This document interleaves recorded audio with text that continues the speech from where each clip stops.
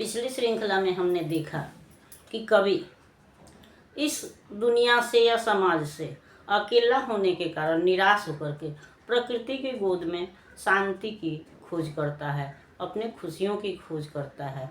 उसको यह लगता है कि इस दुनिया में उसका कोई साथ देने वाला नहीं है, क्योंकि उसकी पत्नी का स्वर्गवास हो चुका है और कोई दूसरा भी उसका साथी सहारा नहीं है। वैसी स्थिति में वह प्रकृति को अपना सहारा मानता है या प्रकृति की गोद में वह अपनी खुशियाँ ढूंढता है।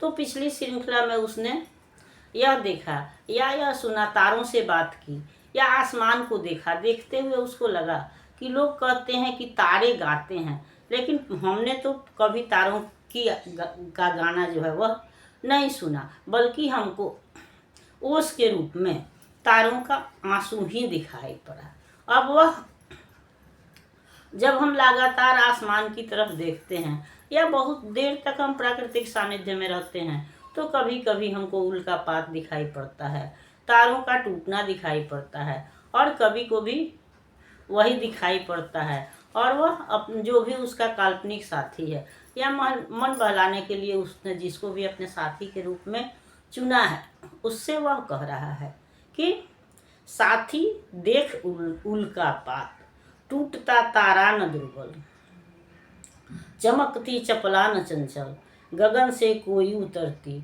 ज्योति यह न जात, साथी देख उल्कापात, बीच ही में क्षीण होकर अंतरिक्ष विलीन होकर कर गई कुछ और पहले से अंधेरी रात, साथी देख उल्कापात।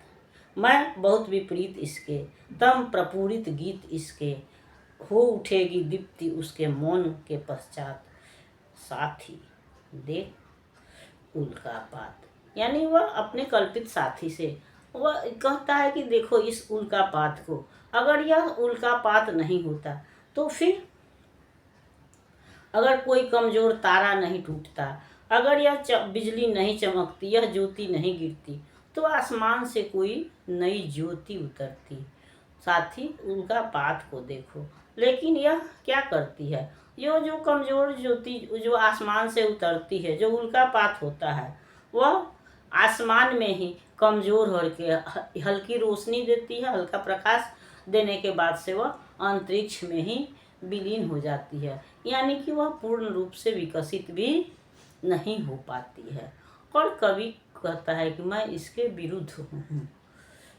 वह यह भी देख रहा है कि जिस तरह से आसमान में तारे टूटते हैं और आसमान कुछ नहीं कर पाता है, उसी तरह मनुष्य के साथ भी तरह तरह की दुर्घटनाएं होती हैं, अवांछित कृत्य होते हैं, लेकिन मनुष्य जो है वह अपने को रोक नहीं पाता है।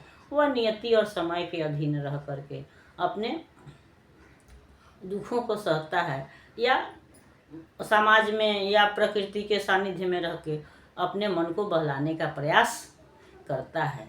तो कवि जो है वह कह रहा है कि मैं इस उल्कापात के विरुद्ध हूँ, क्योंकि इसके गीत जो हैं वह तम प्रपूरित यानी अंधेरे से भरे हुए हैं।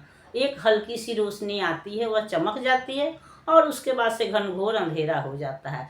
ऐसे भी हम देखते हैं कि जब हम तीव्र प्रकाश के बाद से कहीं कम प्रवेश करते हैं तो अंधेरा हमको और गहरा दिखाई पड़ता है। तो हल्की खुशी के बाद से जब वह दुख हमको मिलता है तो वह दुख भी हमको ज़्यादा पता चलता है, ज़्यादा महसूस होता है। तो कभी भी इसी बात को कहता है कि मैं इसके विरुद्ध हूँ, क्योंकि इसके गीत जो हैं, इसकी क्रियाएं जो हैं वह अंधेरों से भरी हुई हैं। हल्की सी एक ज्योति उठेगी और फिर उसके बाद से अंधेरा छा जाएगा। तो इस हल्की ज्योति का नहीं उठना ही, तारों का नहीं टूटना, उल्कापात नहीं होना ही अच्छा है। लेकिन हम यह भी जानते हैं कि दुनिया में कोई भी चीज़ हमारी इच्छा के अनुरूप नहीं होता, बल्कि हम एक अदृश्य शक्ति के द्वारा चलाए जाते हैं और वह अदृश्य शक्तियाँ ही हमारे जीवन शैली को नियंत्रित करती हैं, जिसका वर्णन कवि इस गीत में करता है। अगली श्रृंखला में हम अगले गीत पर विचार करेंगे। तब तक यह श्रृंखला आपको पसंद आती है तो इसको लाइक कीजिए, सब्सक्राइब कीजिए। मिलते हैं अगली श्रृंखला में, तब तक के लिए धन्यवाद।